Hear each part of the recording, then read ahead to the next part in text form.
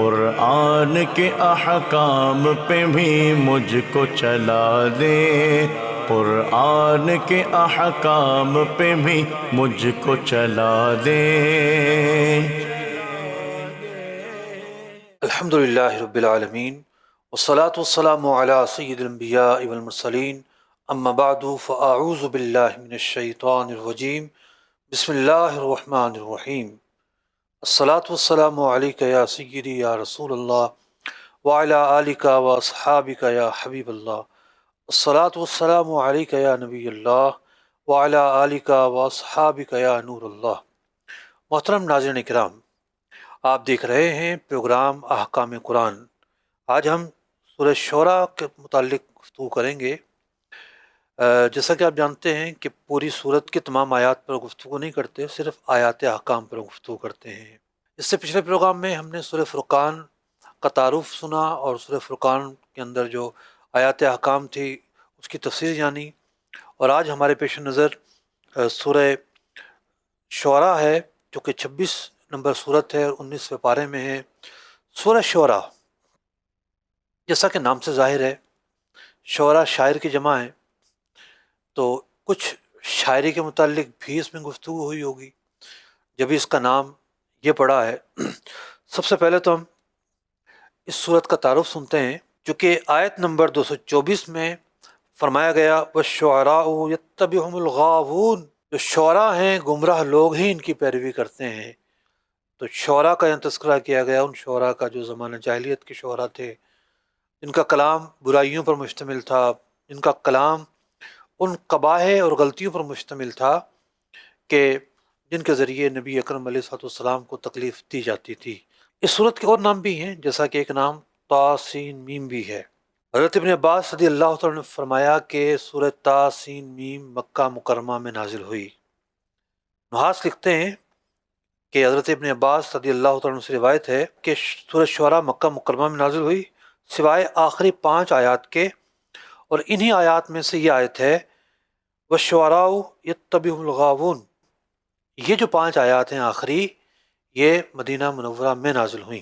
حضرت ماقل بن یسار رضی اللہ تعالیٰ عنہ سے روایت ہے کہ نبی اکرم علیہ الصلوۃ والسلام نے ارشاد فرمایا قرآن پر عمل کرو، اس کے حلال کو حلال قرار دو اور اس کے حرام کو حرام قرار دو، اور اس کی اقتداء کرو اور اس کی کسی چیز کا انکار نہ کرو، اور اس کی آیات متشابہات کو اللہ کی طرف لوٹا دو، اور میرے بعد جو علماء راسخین ہیں ان کی طرف، اور توریت اور انجیل اور زبور پر ایمان لاؤ، اور ان مصاحف پر جو نبیوں کو ان کے رب کی طرف سے دیے گئے، اور قرآن اور اس کی صورتیں تم پر وسعت کریں گی کیونکہ یہ شفاعت کرنے والا ہے اور اس کی شفاعت قبول کی جائے گی۔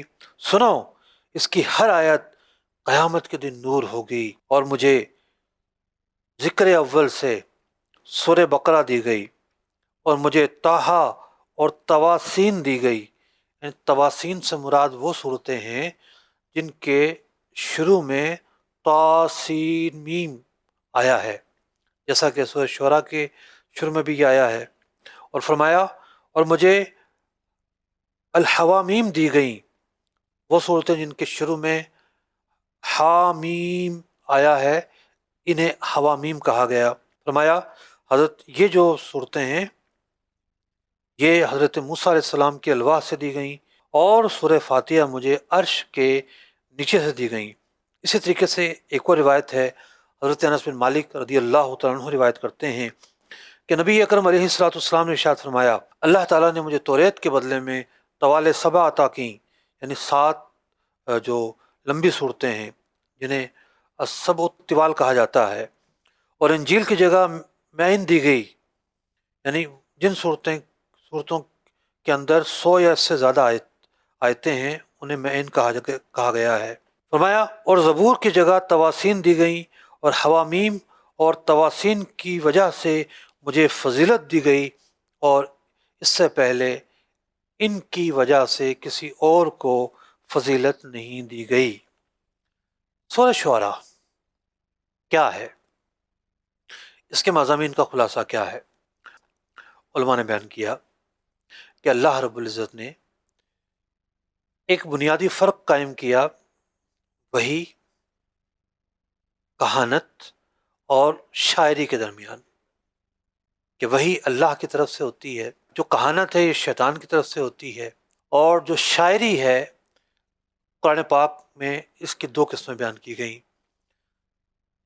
کچھ شاعری قابل مذمت ہیں اور کچھ شاعری اچھی ہے، تو تمام چیزیں ایک طرح کی نہیں ہیں۔ تفسیر رازی میں بالکل آخر میں اس صورت کے مضامین کا نقشہ کچھ یوں کھینچا گیا، فرمایا گیا کہ چونکہ یہ صورت جو ہے بنیادی طور پر نبی اکرم علیہ الصلاۃ والسلام کی تسلی کے لیے نازل کی گئی، قلب مصطفیٰ پر غم تھا، حزن تھا، تکالیف تھیں، دشواریاں تھیں، تو یہ جو صورت مبارکہ ہے حضور علیہ الصلاۃ والسلام کی تسلی کے لیے نازل کی گئی، اور یہی وجہ ہے کہ پچھلے جو انبیاء ہیں ان کے واقعات، ان کی تکالیف اور ان کی جو آزمائشیں تھیں ان کو بیان کیا گیا، پھر دلائل نبوت کو بیان کیا گیا، اور پھر جو مشرکین جو ہیں نبی اکرم علیہ صاحب السلام کو کبھی کاہن کہا کرتے تھے، کبھی شاعر کہا کرتے تھے، ان کی مذمت بیان کی گئی ہے۔ حضور علیہ صاحب السلام کی برات بیان کی گئی ہے کہ یہ نبی نہ تو کاہن ہے نہ یہ نبی شاعر ہیں۔ حضور علیہ صاحب السلام شاعر بھی نہیں ہے اور کاہن بھی نہیں ہے۔ اور بالکل آخری آیات کے اندر واضح طور پر بیان کر دیا گیا کہ وَسَيَعْلَمُ الَّذِينَ ظَلَمُوا أَيَّ مُنْقَلَبٍ يَنْقَلِبُونَ، کہ دیکھ لیں گے یہ لوگ کہ ان کا ٹھکانہ کیا ہوتا ہے۔ تھوڑا سا تفصیل کے اندر اگر ہم جائیں تو اس صورت مبارکہ کے اندر کچھ آیتوں میں علماء نے لکھا کہ آیت نمبر 10 سے لے کر 68 تک حضرت موسیٰ علیہ السلام اور فرعون کے مابین جو معاملات ہوئے، حضرت موسیٰ علیہ السلام کو جن دشواریوں، پریشانیوں، ابتلا سے گزرنا پڑا، ان کا تذکرہ ہوا۔ اس کے بعد کچھ آیات میں حضرت ابراہیم علیہ السلام کی دعوت پیش کرنے کا ذکر ہے، اور اس کے ضمن میں مشرکین جو ہے ان کے انجام کا ذکر کیا گیا۔ پھر آگے جا کر حضرت نوح علیہ السلام کی دعوت اور ان کی قوم کی طرف سے جو رد عمل آیا، اور پھر ان کا جو انجام ہوا اس کا بیان کیا گیا۔ اس کے بعد اس صورت مبارکہ میں حضرت ہود علیہ السلام نے اپنی قوم عاد کو جو دعوت دی، ان کی قوم نے جو متکبرانہ جواب دیا اور اس کا جو انجام ہوا اس کو بیان کیا گیا۔ اس کے بعد پھر آگے جا کر کچھ آیات میں حضرت صالح علیہ السلام کی دعوت، ان کی قوم سمود کا جواب اور ان کے انجام کا ذکر ہے۔ اس کے بعد آگے جا کر کچھ آیات میں حضرت لوط علیہ السلام کی دعوت، ان کی قوم کے جواب اور ان کے انجام کا ذکر ہے۔ اس کے بعد آگے جا کر کچھ آیات میں حضرت شعیب علیہ السلام کی دعوت، ان کی قوم مدین کے جواب اور ان کے انجام کا ذکر ہے۔ پھر دیگر مضامین میں یہ بھی شامل ہے کہ یہ فرمایا گیا کہ تم پچھلی قوموں کی طرح نبی اکرم علیہ الصلوۃ والسلام کی نشانی اور معجزات طلب کر رہے ہو، کیا جو قرآن ہے یہ تمہارے لیے بطور معجزہ کافی نہیں ہے؟ اور پھر یہ بتایا گیا کہ اللہ رب العزت کی نازل کی ہوئی وحی ہے یہ، کفار کا اس کو جنات اور کاہنوں کا کلام قرار دینا، اس کو شعر اور شاعری سمجھنا محض جو ہے ان کا باطل تخیل ہے۔ اس پورے پس منظر کے اندر یہ بات واضح ہوتی ہے کہ اس صورت کے دو بڑے مقاصد ہیں۔ پچھلی جو امتیں تھیں ان کی سرکشی بتا کر اہل مکہ کی طرف سے جو تکلیف، جو اذیت اور جو نبی اکرم علیہ صاحب السلام کو ایذا پہنچائی جا رہی تھی، حضور اکرم علیہ صاحب السلام کو تسلی دی گئی ہے کہ پچھلے انبیاء علیہم السلام کی جو قومیں گزری ہیں انہوں نے بھی کتنی تکالیف پہنچائی گئیں، تو اس طریقے سے انبیاء جو ہیں وہ اللہ کی راہ میں تکالیف پہنچائے جاتے ہیں، حضور کو تسلی دی جاتی ہے۔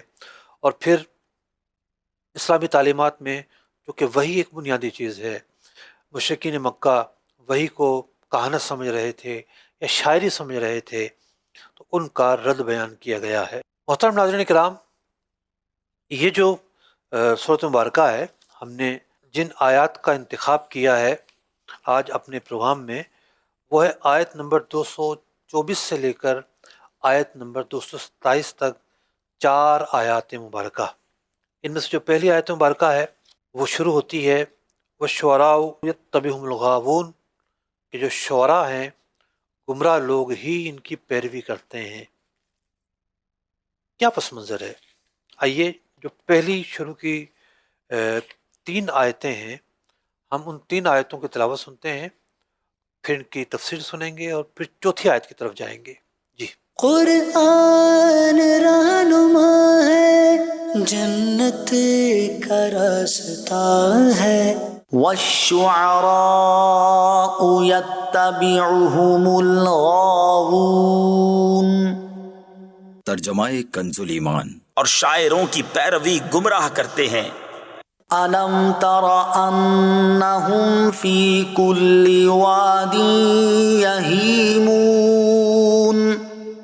ترجمہ کنز ایمان. کیا تم نے نہ دیکھا کہ وہ ہر نالے میں سرگرداں پھرتے ہیں؟ وَأَنَّهُمْ يَقُولُونَ مَا لَا يَفْعَلُونَ. ترجمہ کنز ایمان. اور وہ کہتے ہیں جو نہیں کرتے. ناظرین کرام، پہلی آیت مبارکہ میں ارشاد ہوا وَالشُّعَرَاءُ يَتَّبِعُهُمُ الْغَاوُونَ، اور شاعروں کی پیروی گمراہ لوگ کرتے ہیں. اب یہاں ایک بظاہر تو معلوم ہو رہا ہے کہ مطلق تمام قسم کی شاعری کو مذموم قرار دے دیا گیا ہے، لیکن ایسا نہیں ہے. جو اگلی آیت مبارکہ ہے، یعنی آیت نمبر 227، اس میں استثناء کیا گیا ہے. اس میں بتایا گیا ہے کہ کس طرح کی جو شاعری ہے وہ ٹھیک ہے، صحیح ہے، اور وہ جو صحیح شاعری جن کی ہوگی ان کے اوصاف کیا ہوتے ہیں. آیت نمبر 227 پر جب بات ہوگی تو ہم تفصیل سے کلام کریں گے. اب بات یہ ہے کہ کس طرح کے شعراء کی مذمت بیان کی گئی. ان شعراء کی مذمت جو جھوٹ سے کام لیتے ہیں، کذب سے کام لیتے ہیں، کلابے ملاتے ہیں، صحیح غلط کی تمیز نہیں کرتے، حدود و قیود نہیں رکھتے. خود اگلی آیت مبارکہ میں یہی فرمایا گیا الم تری انہم فی کل واد یہیمون. تم نے نہیں دیکھا کہ ہر نالے میں یہ گھسے رہتے ہیں، یعنی سرگرداں رہتے ہیں، اور ہر موضوع پر سخن آرائی کرتے ہیں، صحیح ہو، غلط ہو، فاسد ہو، فحش ہو، کسی طرح کا بھی موضوع ہو، شعراء ٹانگ اڑا کر بیٹھے ہوتے ہیں. زمانہ جاہلیت کی اگر شاعری کو دیکھا جائے تو علمان والحفیظ بڑی ہی عجیب و غریب ان کی شاعری ہوا کرتی تھی، بے لباس شاعری ہوا کرتی تھی، اور بالکل ہر طرح کی قید سے آزاد شاعری ہوا کرتی تھی. یعنی نہ ان کی شاعری کے اندر تہذیب تھی، نہ ان کی شاعری کے اندر اعتدال تھا، نہ ان کی شاعری کے اندر احسان نام کی کوئی چیز تھی. انہوں نے اپنے قبیلے کا ساتھ دینا ہوتا تھا. شاعروں نے قبیلہ ظالم ہے تب بھی ساتھ دیں گے، مظلوم ہے تب بھی ساتھ دیں گے، جنگ ہو رہی ہے تو اب اپنے قبیلے کے لیے جناب پہلے ان کو ابھارنے کے لیے رنج لکھیں گے، خوب ان کو ابھاریں گے، پھر جب لوگ مر جائیں گے تو پھر مرثیہ لکھیں گے، پھر کچھ عرصہ گزرے گا تو مزید ابھارنے کے لیے تانے لکھیں گے کہ کیا ہو گیا تم لوگوں کو. اگرچہ کہ سامنے والے مظلوم ہوں، اگرچہ کہ سامنے والے حق پر ہوں، لیکن بس شاعری ایک پیشہ تھا، ایک پروفیشن تھا. نبی اکرم علیہ الصلوۃ والسلام جس معاشرے میں تشریف لائے اس معاشرے میں بھی ایسا تھا کہ اس سے پہلے جو شعراء تھے یا زمانہ جاہلیت کے جو شعراء تھے یا جو کفار شعراء تھے وہ ہر طرح کی تہذیب سے خود کو آزاد سمجھتے تھے. ناظرین کرام، یہاں سے ایک بات سمجھنے کو ملتی ہے، وہ بات یہ ہے کہ فن ایک ہی ہے، شاعری. قسمیں 2 ہیں، محمود، مذموم، اچھی شاعری، بری شاعری. فن ایک ہی ہے.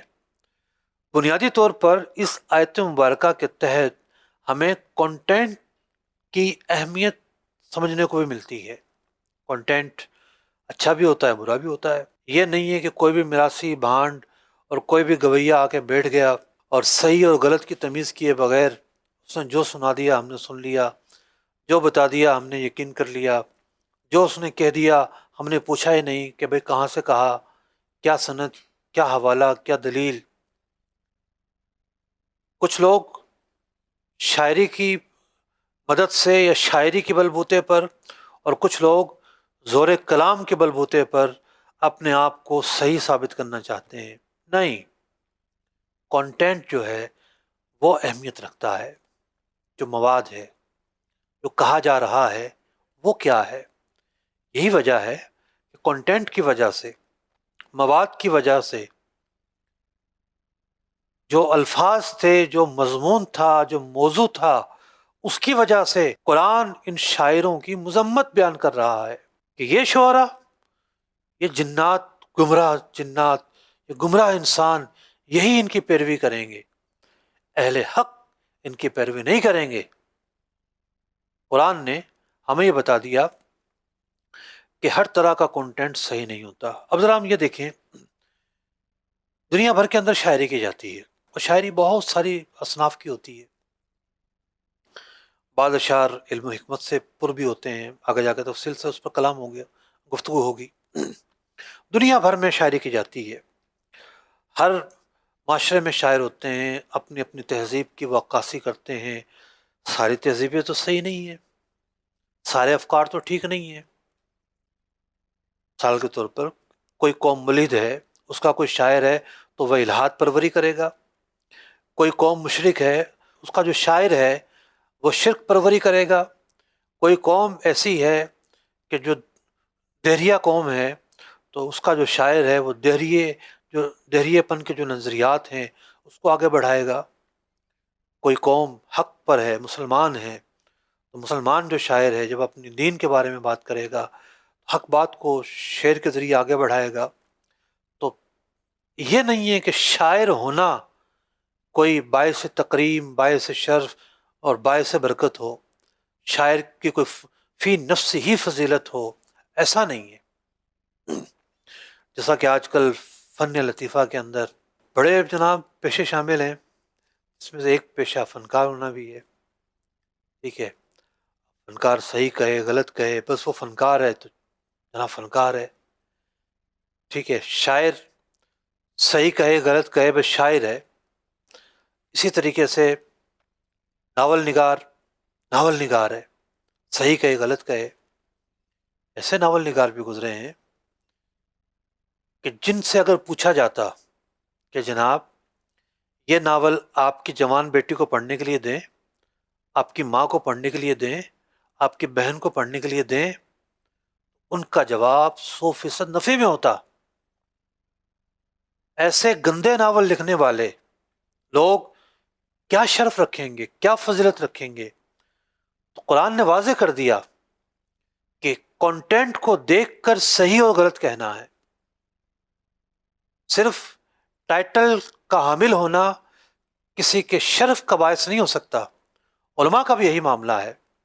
علماء کی بھی دو قسمیں کی گئی ہیں، علماء حق اور علماء سو، جن کے اعتقادات، جن کے نظریات، جن کے افکار حق پر مشتمل ہوں گے وہ علماء حق کہلائیں گے، اور ان کی ایک علامت یہ بھی ہے کہ ہمیشہ یہ حق کو بلند کریں گے، احقاق حق کریں گے، ابطال باطل کریں گے۔ اور علماء سو جو ہیں وہ بعض چمک کے پیچھے دوڑیں گے، چمک کے پیچھے دوڑ کر جو چمک کہے گی وہ صحیح اور غلط کہیں گے۔ بعض نفسیاتی جو خیالات ہیں، نفسیاتی جو خواہشات ہیں، اس کے پیچھے دوڑیں گے، اور جہاں آسانی، ذاتی خواہش کی تسکین نظر آئے گی یا پاپولرزم نظر آئے گا، اس کو لے کر صحیح اور غلط کہیں گے۔ یہ علماء سو کی علامتیں ہیں۔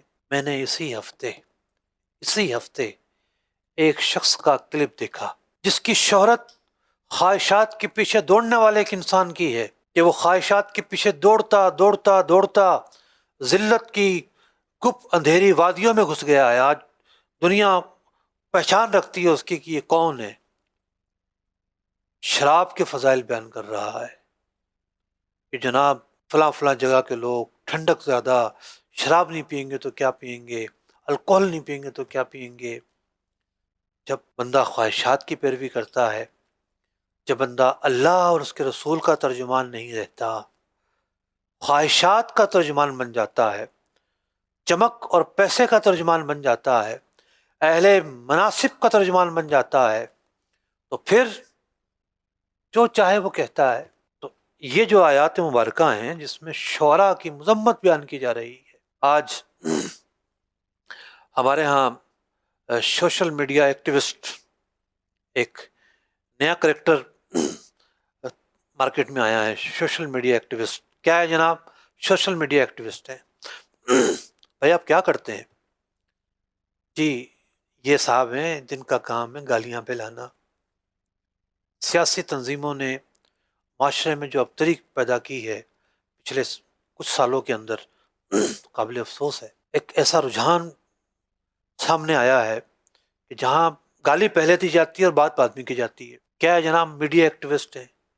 یہ کون سا میڈیا ایکٹیوسٹ ہونا ہے جناب کہ آپ گالیوں کو پروان چڑھا رہے ہیں، آپ تانا زنی کو پروان چڑھا رہے ہیں، آپ صرف آپ کا مقصد ہے ایک احترام مسلم کی پامالی کرنا. حدود ہوتی ہیں، قیود ہوتی ہیں. موجودہ سیاست اگرچہ کہ آئیڈیل نہیں ہے، لیکن اس سیاست کا بھی ایک دائرہ ہے نا، ایک حدود ہے، قیود ہے. اور خاص طور پر جو جس سیاسی جماعت سے وابستہ ہو، جس کا بھی کارکن ہو، ایک حدود تو ہے اس کے لیے، اس سے کوئی انکار نہیں کیا جا سکتا. لیکن میڈیا ایکٹیوسٹ تو بڑی جناب چیزیں کر رہے ہوتے ہیں. کوئی غیر ملکی افکار کو پروان چڑھا رہا ہے، میڈیا ایکٹیوسٹ ہے جناب. کوئی کسی خاص ایجنڈے کو پروان چڑھا رہا ہے، میڈیا ایکٹیوسٹ ہے جناب.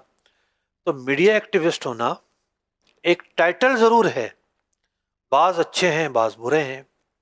وہ بھی تو ہیں جو کہتے ہیں کہ رسول اکرم علیہ الصلوۃ والسلام کی جو امت ہے پستی میں جا رہی ہے، تزلزل کا شکار ہے، تنزل کا شکار ہے، بے عملی کا شکار ہے، بہرا روی کا شکار ہے. ان کو حدیث سناؤ، ان کو پیارے آقا علیہ الصلوۃ والسلام کے فرامین بتاؤ، ان کو محبت دو، ان کو قریب لاؤ، ان کو دعوت دو، ان کو عزت دو، ان کو بتاؤ اسلام کی تعلیمات کیا ہیں. یہ بھی تو لوگ ہیں جو اسی سوشل میڈیا پر آ کر یہ کام کر رہے ہوتے ہیں. آپ دنیا کے سارے کام تو کریں لیکن اللہ اور اس کے رسول کی ترجمانی نہ کریں. آسان کام تو نہیں ہے. ویسے متباہر علماء کی رہنمائی میں یہ کام ہوتے ہیں. از خود اٹھ کے ہر موضوع پر نہیں بولا جاتا. خلاصہ کلام یہ ہے کہ قرآن پاک نے یہاں پر شعراء کی مذمت بیان کی ہے. وہ شعراء جو حق و باطل کی تمیز نہیں کرتے، وہ شعراء جو صحیح اور غلط کی تمیز نہیں کرتے، وہ شعراء جو ہمیشہ جو ہے مفاد ان کے پیش نظر رہتا ہے اور سوائے گمراہ لوگوں کے کوئی ان کی پیروی نہیں کرتا. الم تری انہم فی کل وادی یہیمون، کیا تم نہیں دیکھتے کہ یہ ہر نالے میں سرگرداں پھرتے ہیں. فرمایا گیا وَأَنَّهُمْ يَقُولُونَ مَا لَا يَفْعَلُونَ، یہ وہ کہتے ہیں جو خود نہیں کرتے. ظالم کو ابھاریں گے، تم اگر ہتھیار نہیں اٹھاؤ گے یہ ہو جائے گا، وہ ہو جائے گا، این موقع پہ خود بھاگ جائیں گے. ظالم کو مزید ظلم پر ابھاریں گے، عدل کا قتل کریں گے، باطل کا ساتھ دیں گے، اور صرف شہرت، چمک، خواہشات نفس، اس کی پیروی ان کے پیش حال ہوگی. لیکن کچھ شعراء وہ بھی ہوں گے کہ جن کا ذکر قرآن پاک میں ان الفاظ سے کیا گیا. آئیے آیت نمبر 227 کی تلاوت اور ترجمہ سنتے ہیں. إلا الذين آمنوا وعملوا الصالحات وذكروا الله كثيرا وانتصروا من بعد ما ظلموا وَسَيَعْلَمُ الَّذِينَ ظَلَمُوا أَيَّ مُنقَلَبٍ يَنقَلِبُونَ. ترجمہ کنز ایمان. مگر وہ جو ایمان لائے اور اچھے کام کیے اور بکثرت اللہ کی یاد کی اور بدلہ لیا بعد اس کے کہ ان پر ظلم ہوا، اور اب جاننا چاہتے ہیں ظالم کہ کس کروٹ پر پلٹا کھائیں گے. شعراء کی علی الاطلاق مذمت بیان کرنے کے بعد اب استثناء بیان کیا جا رہا ہے. الا الذین آمنوا وعملوا الصالحات، مگر وہ لوگ جو اللہ پر ایمان لائے اور نیک اعمال کیے، وذکر اللہ کثیرا، اور اللہ کا بہت زیادہ ذکر کرنے والے ہیں، وانتصروا من بعد ما ظلموا، اور بدلہ لیا بعد اس کے کہ ان پر ظلم ہوا. حضرت عبداللہ رضی اللہ تعالیٰ عنہ بارگاہ رسالت میں عرض کرتے ہیں، عبداللہ بن رواحہ مراد ہیں، کہ یا رسول اللہ صلی اللہ علیہ وسلم، کیا ہم بھی اس میں داخل ہیں جو مذمت بیان ہوئی؟ پھر یہ آیت مبارکہ نازل ہوتی ہے، نہیں، یہ صحابہ جو ہیں، حضرت عبداللہ بن رواحہ ہو گئے، حضرت حسان بن ثابت رضی اللہ تعالیٰ عنہ ہو گئے، کہ جب کفار کی طرف سے نبی اکرم علیہ الصلوۃ والسلام کی مذمت میں اشعار لکھے جاتے تھے تو یہ حضور اکرم علیہ الصلوۃ والسلام کی شان بیان کرتے تھے، آپ کا دفاع کرتے تھے، آپ کی عزت پر ہونے والے حملوں کے جواب میں اشعار کہہ کر آپ کی پاکیزگی کو بیان کرتے تھے، آپ کی عظمت کو بیان کرتے تھے۔ نبی اکرم علیہ الصلوۃ والسلام حضرت حسان بن ثابت رضی اللہ تعالیٰ عنہ کے لیے ممبر بچھا دیا کرتے تھے۔ اللہ اکبر۔ ایک روایت میں ہے کہ نبی اکرم علیہ الصلوۃ والسلام نے ارشاد فرمایا حضرت حسان بن ثابت سے کہ ان مشرکین کی مذمت بیان کرو، فرمایا وہ جبریل معاکا، جبریل امین تمہارے ساتھ ہیں۔ ایک روایت میں ہے کہ حضور نے فرمایا اے حسان قل، اشعار کہو، روح القدس معاکا، روح قدس تمہارے ساتھ ہیں۔ اور ایک روایت میں ہے کہ نبی اکرم علیہ الصلوۃ والسلام فرماتے ہیں کہ اللہ تعالیٰ روح امین کے ذریعے تمہاری مدد فرمائے۔ اللہ اکبر۔ یہ بھی ایک شاعری ہے، یہ بھی ایک کنٹینٹ ہے، ٹائٹل وہی ہے شاعر ہونا، لیکن یہ شاعر نعت نبی ہیں، یہ شاعر مدح نبی ہیں، نبی اکرم علیہ الصلوۃ والسلام کا دفاع کرنے والے ہیں، حضور علیہ الصلوۃ والسلام کی عظمت کے پاسباں ہیں، حضور اکرم علیہ الصلوۃ والسلام کی ناموس کے پاسبان ہیں۔ قرآن ان شعراء کی فضیلت کو بیان کر رہا ہے۔ ٹائٹل ایک، کنٹینٹ کے فرق سے کتنا زمین و آسمان کا فرق آ گیا۔ تو ایسا نہیں ہے کہ شعر کہنا مطلق کوئی بری بات ہو۔ ایک حدیث میں ارشاد ہوا، نبی اکرم علیہ الصلوۃ والسلام نے ارشاد فرمایا الشعر بمنزلۃ الکلام، شعر نثر کی طرح ہے، حسنہ کحسن الکلام، اچھے اشعار اچھے کلام کی طرح ہیں، وقبیحہ کقبیح الکلام، اور برے جو اشعار ہیں وہ برے کلام کی طرح ہیں۔ ایک اور روایت میں نبی اکرم علیہ الصلوۃ والسلام نے ارشاد فرمایا ان من البیان سحرا، یعنی جو زور بیان ہے، خطابت ہے، اس کے اندر بھی ایک جادو ہوتا ہے۔ وَإِنَّ مِنَ الشِّعْرِ حُکْمًا، اور جو اشعار ہیں، بہت سارے اشعار ایسے ہوتے ہیں جس کے اندر علم اور حکمت کی بات ہوتی ہے۔ ایک موقع پر نبی اکرم علیہ الصلوۃ والسلام ممبر پر کھڑے ہوئے اور فرمایا اصدق کلمۃ او اشعر کلمۃ، بڑا سچا کلام ہے یہ۔ قالت العرب قول لبید، لبید ایک بہت بڑا شاعر گزرا تھا، اس کا شعر تھا، آپ نے وہ شعر پڑھا، الا کل شیء ما خلا اللہ باطل، سوائے اللہ کے ہر چیز فنا ہونی ہے۔ ایک موقع پر راوی کہتے ہیں حضرت عمرو بن شرید رضی اللہ تعالیٰ عنہ اپنے والد سے روایت کرتے ہیں، ردفت رسول اللہ صلی اللہ علیہ وسلم، کہ میں نبی اکرم علیہ الصلوۃ والسلام کے ساتھ سوار تھا، وقال هل معك شعر امیہ بن ابی السلط، کیا امیہ بن ابی السلط کے اشعار تمہیں یاد ہیں؟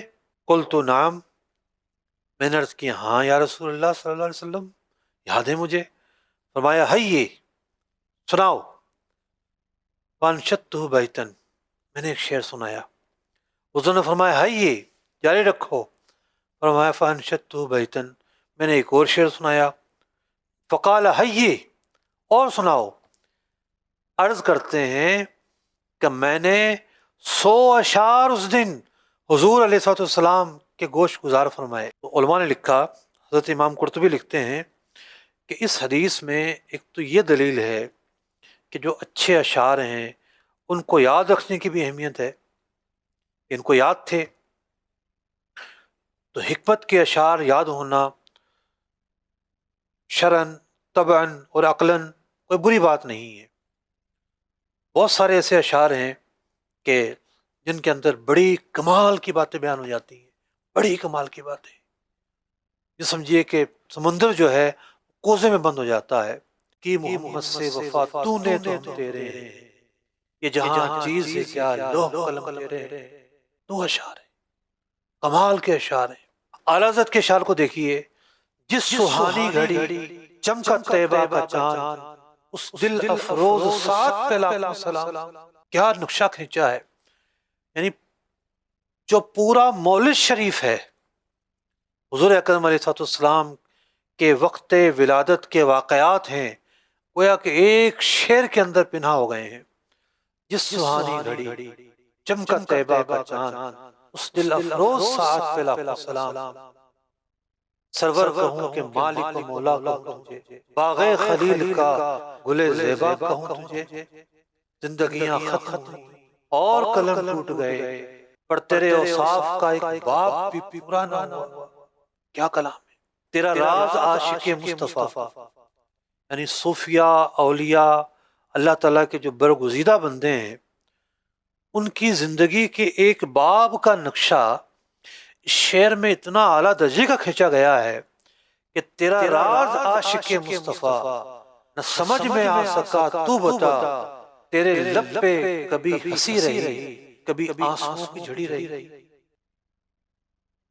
ایک مرتبہ ایک بزرگ کے ساتھ بیٹھا ہوا تھا، میرے استاد محترم حضرت منظور احمد فیضی صاحب رحمۃ اللہ تعالی علیہ، 2002 کی بات ہے، امت قدرہ صاحب نے بیٹھے ہوئے تھے، چھتریاں جہاں پر ہیں،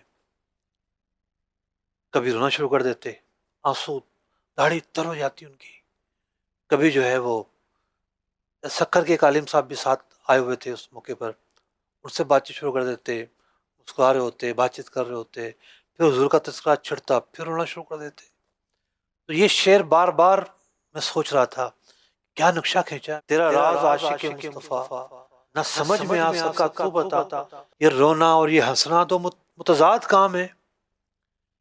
کبھی جب دل جو ہے دل غمگین اور دل حزین، کبھی اس کی ٹھیسیں باہر آ رہی ہیں، آنسو جو ہیں وہ ضبط توڑ کر باہر نکل رہے ہیں، کبھی مسکراہٹ، یہ دونوں کیفیتیں ایک ساتھ تو جمع نہیں ہوا کرتی۔ ایک عاشق کی زندگی کیا زندگی ہے، تیرا راز عاشق مصطفیٰ، نہ سمجھ میں آ سکا تو بتا، تیرے لب پہ کبھی ہنسی رہی، کبھی آنسوؤں کی جھڑی رہی۔ بعض اشعار ایسے ہوتے ہیں بڑا وسیع مضمون چند کلمات میں بیان کر دیا جاتا ہے۔ ایک مقام پر اعلیٰ حضرت امام اہل سنت رضی اللہ عنہ فرماتے ہیں کہ قسمت ثور و حرا کی حرص ہے، حضور اکرم علیہ السلام کے مبارک قدم غار حرا پر پڑے، غار ثور پر پڑے، تو قسمت ثور و حرا کی حرص ہے۔ کیا قسمت پائی ان پتھروں نے، قسمت ثور و حرا کی حرص ہے، چاہتے ہیں دل میں گہرا غار ہم۔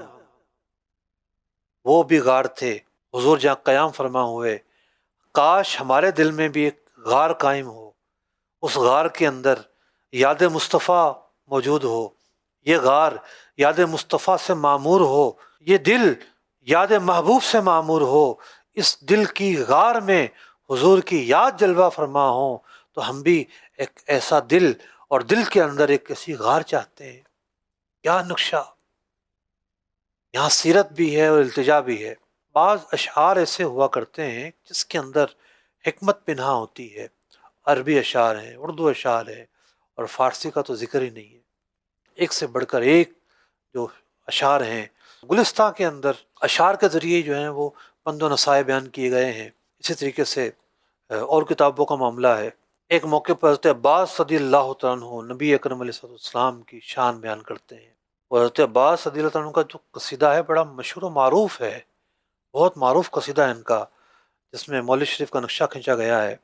ایک موقع پر انہوں نے پیارے آقا علیہ السلام کی مدح بیان کی، حضور نے فرمایا لا یفتد اللہ فاقا۔ ایک محاورہ ہے یہ، اگر کسی کو مذمت بیان کرنی ہو یا یوں کہیے کہ بد دعا دینی ہو تو کہا جاتا ہے تمہارے دانت ٹوٹ جائیں۔ یہ اس کے برعکس کہا گیا کہ اللہ تعالیٰ تمہارے منہ میں تمہارے دانت سلامت رکھے، یعنی اس منہ کی مہک باقی رہے، اس منہ کا چہکنا باقی رہے، ایک مجازن یہ کلمات کہے جاتے ہیں، یہ مسکراہٹ باقی رہے، یہ تازگی باقی رہے، یہ چمکتا چہرہ باقی رہے۔ جو عاشق حضور کی تعریف بیان کرتا ہے، اللہ اکبر، اس کے چہرے پر تو عجب چمک ہوتی ہے، عجب مہک ہوتی ہے، عجب اس کا انداز ہوتا ہے۔ تو ایسا نہیں ہے کہ شاعری کوئی مذموم بات ہے، بعض لوگوں کو عادت ہوا کرتی ہے، قرآن کا بعض ان کے سامنے ہوتا ہے، بعض سامنے نہیں ہوتا، بعض حصے کو لے کر، آدھے کلام کو لے کر، آدھی آیات کو لے کر حکم نافذ کر دیا کرتے ہیں۔ ایسا نہیں ہے، چاروں آیات کو ایک ساتھ دیکھا جائے گا۔ پچھلی آیات ہیں ان میں شعراء کی مذمت بیان کی گئی، اور اس کے بعد جو ہے وہ استثناء بیان کیا گیا، اور یہی وجہ ہے کہ علماء نے بیان کیا کہ دونوں طرح کی چیزیں ہیں، دونوں طرح کے معاملات ہیں۔ جہاں نبی اکرم علیہ الصلوۃ والسلام نے یہ ارشاد فرمایا لَن يَمْتَلِيَ جَوْفُ أَحَدِكُمْ قَيْحًا حَتَّى يَرِيَهُ، کہ تم میں سے کسی کے پورے جسم پر پھوڑے نکل آئیں، خیر من ان یمتلی شعرن، بہتر ہے اس سے کہ اس کے جسم پر شعر لکھے ہوئے ہوں۔ یہ مذمت ہے ان اشعار کی کہ جو برے ہیں، جو قبیح ہیں، جس کے اندر غلط فلسفہ، غلط تعلیمات دی جاتی ہیں۔ ورنہ نبی اکرم علیہ الصلوۃ والسلام نے خود اشعار کہے بھی ہیں، پڑھے بھی ہیں، سنے بھی ہیں، اور پسند بھی فرمائے ہیں۔ تو بیلنس رکھنا ضروری ہے۔ اوورال جو ہمارا آج کا یہ موضوع تھا، قرآن پاک کی ان آیات کی روشنی میں شعر کے متعلق تھا۔ شعر اچھے بھی ہوتے ہیں، برے بھی ہوتے ہیں۔ اب میں یہاں ناظرین کرام یہ یاد دلاتا چلوں کہ ہمارے ہاں ایک انڈسٹری ایسی بھی ہے جہاں روز اشعار لکھے جاتے ہیں، فلمی اشعار۔ کبریٰ شیخ طریقت امیر علیہ سنت حضرت مولانا محمد الیاس ستار قادری دامت برکاتہم العالیہ کی کتاب ہے کفریہ کلمات کے بارے میں سوال جواب۔ جب یہ کتاب تیار ہو رہی تھی تو مارکیٹ میں جو گانوں کی کتابیں تھیں وہ خریدی گئیں، اور ان میں اشعار پڑھے گئے، اور وہ کفریہ اشعار جس میں اللہ رب العزت کی جو شان ہے اس کے برخلاف اشعار تھے، ضروریات دینی ہیں اس کے برخلاف اشعار تھے۔ تو بہت سارے اشعار کو وہاں پر بطور مثال بیان کیا گیا ہے کہ یہ جو شعر یہ کفریہ ہے، یہ جو شعر ہے اس میں اللہ رب العزت کی توہین ہے۔ ایک شعر پڑھا جاتا ہے معاذ اللہ ثم معاذ اللہ، ملتا خدا کو پوچھتا یہ ظلم تو نے کیوں کیا، استغفر اللہ۔ خدا ظلم نہیں کر سکتا، ظلم ایک بری بات ہے، ایک عیب ہے، اللہ تعالیٰ ہر عیب سے پاک ہے۔ ہمیں تو حکم دیا گیا ہے کہ ہم اللہ کی پاکی کو بیان کریں، اللہ کی تسبیح کو بیان کریں، سبحان اللہ کہیں، سبحان ربک رب العزت عما یصفون، پاک ہے تمہارا رب ان چیزوں سے کہ یہ لوگ یعنی کفار، مشرکین، برے لوگ جن کو اللہ کی طرف منسوب کرتے ہیں۔ آیت میں جو نقشہ کھینچا گیا ہے اسی طرح کی باتوں کا کھینچا گیا ہے۔ خدا کے بارے میں کیا کیا بیان کرتے تھے، مسلمان ان اشعار کو پڑھ رہے ہوتے ہیں، گنگنا رہے ہوتے ہیں۔ یہ تو اس کتاب سے دیکھ پڑھا ہوا کوئی ایک شعر یاد آ گیا مجھے، کتنے ایسے اشعار ہیں، کسی میں خدا کی بے بسی، کسی میں خدا کے سامنے مقابلہ، کسی میں خدا کی قدرت کا انکار، کسی میں خدا جو حساب و کتاب لے گا اس کا انکار، کسی میں جہنم کا مذاق یعنی جہنم کا مذاق اڑانا، یہ بھی کفر ہے۔ اور پھر اوورال اگر کفریات نہ بھی ہوں تو یہ جو ہزاروں اشعار لکھے گئے ہیں انہوں نے ہمارے معاشرے کو کیا دیا؟ فحاشی کا پیغام، اسلامی تہذیب و تمدن کے برخلاف ایک آزاد تہذیب کا پیغام، ایک بے لگام معاشرے کا پیغام، ایک ایسے معاشرے کا پیغام جس کے اندر برائی ہی برائی ہو، جس کے اندر صحیح اور غلط کی کوئی تمیز نہ ہو۔ یہ بھی ایک انڈسٹری ہے ہمارے معاشرے کے اندر، صبح و شام جو کہے جا رہی ہوتی ہے، انتہائی بری انڈسٹری ہے۔ اور آج اگر کوئی توبہ نہیں کرے گا تو واضح ہو چکا کہ جو برے شعراء ہیں سَيَعْلَمُ الَّذِينَ ظَلَمُوا أَيَّ مُنْقَلَبٍ يَنْقَلِبُونَ، اگرچہ یہ کفار کے متعلق آیت ہے لیکن ان کو بھی ڈرنا چاہیے۔ اس کے علاوہ شاعری کی ایک بڑی مذموم قسم ہے کہ جو صرف چاپلوسی کرتی ہے. چاپلوسی بھی تو مذموم ہے نا. اور اگر غلط اس کے اندر مدح بیان کی جائے، یعنی تعریف ایک تو ہے مذمت بیان کرنا، وہ بھی غلط ہے بلا وجہ شرعی، اور ایک ہے کسی کی مدح کے اندر مبالغہ، ایسا مبالغہ لے کر آنا کہ جو بالکل حقائق کے برعکس ہو، خاص طور پر چاپلوسی جہاں مقصود ہو، انتہائی مذموم کام ہے. اعلیٰ حضرت علیہ الرحمٰن سے کہا گیا نان پارا کے نواب کی شان بیان کرو. امام اہل سنت فرماتے ہیں کروں مدح اہل دول رضا، جو دولت والے ہیں ان کی مدح بیان کروں گا. کروں مدح اہل دول رضا، پڑے اس بلا میں میری بلا، میں گدا ہوں اپنے کریم کا، میرا دین پارائے نہ نہیں، روٹی کے ٹکڑوں کے پیچھے میرا دین نہیں بکتا. نہیں، میں نے صرف اور صرف اپنے محبوب کی مدح بیان کرنی ہے. بعض اوقات جائز مدح بھی بیان کی جاتی ہے. پورا ایک یعنی صنف ہے، ایک پوری صنعت ہے شاعری کے اندر. منقبت کہنا، اولیاء اللہ کی مدح بیان کی جاتی ہے، ان کے اوصاف بیان کیے جاتے ہیں، صحابہ کی بیان کی جاتی ہے، لیکن صرف چمک کے پیچھے دوڑ کر حکمرانوں کی مدح بیان کرنا یا ایسی مدح بیان کرنا، قلاب کھانا جناب، کیا سے کیا دکھانا، مطلب کہ پلے کچھ نہ ہو اور اس کو جناب پتہ نہیں کیا دکھا دینا. تو یہ وہ چیزیں ہیں کہ جو مذموم شعراء کرتے ہیں. قرآن پاک کا یہ بھی ایک موضوع ہے، اس کے تعلق سے بھی قرآن پاک نے احکام بیان کیے جو آپ نے سماعت کیے، احادیث میں جو احکام بیان ہوئے وہ آپ نے سماعت کیے. اللہ رب العزت عمل کی توفیق عطا فرمائے. آمین بجاہ النبی الامین صلی اللہ تعالی علیہ وسلم. قرآن کے احکام پہ بھی مجھ کو چلا دے، قرآن کے احکام پہ بھی مجھ کو چلا دے.